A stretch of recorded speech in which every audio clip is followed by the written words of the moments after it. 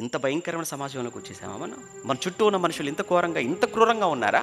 మొన్ననే మీరు విన్నారు కదా, ఒక ప్రియుడు ప్రేయసిని ఏమంటే సహజీవనం పేరుతో కొంతకాలం పాటు ఉండి పెళ్లి చేసుకోమని చెప్పినందుకు 35 మొక్కలు చేశాడట. వాడికి ఎలా అండి? చంపటమే అమ్మో, ఏమిటి చనిపోయిన శవాన్ని చూడాలంటేనే భయం. అలాంటిది వాడే కత్తి తీసుకొని ఏమండి ఒక మేకను, ఒక కోడిని ముక్కలుగా నరికినట్టు తన ప్రియురాలని 35 ముక్కలుగా చేసి ఫ్రిడ్జ్లో పెట్టి ఒక్కొక్క రోజు ఒక్కొక్క ముక్కను ఎక్కడెక్కడో విసిరేశాడటండి. ఏమైనా మంచి ఏమండి వింటుంటే ఏమనిపిస్తుంది చెప్పండి? ఇక ఎవడో ఆప్తాపని మనం వాడి గురించి మనం వింటున్నాం. ఆ ప్లేస్లో నీ కొడుకైతే, ఒకవేళ అక్కడ అలా ముక్కలుగా నరకబడినటువంటి అమ్మాయి ఎవరో మనం పేరు చదువుకున్నాం, ఒకవేళ ఆ ప్లేస్లో ఒక నీ కూతురే ఉంటే వాడు ఎందుకు అలా మారిపోయాడు? అలాంటి వాడిని ఎందుకు నమ్మింది? ఇద్దరు దేవుని నమ్మలేదు, ఇద్దరు దేవుని మాటలు నమ్మలేదు, ఇద్దరికి భీతి లేదు, భయం లేదు.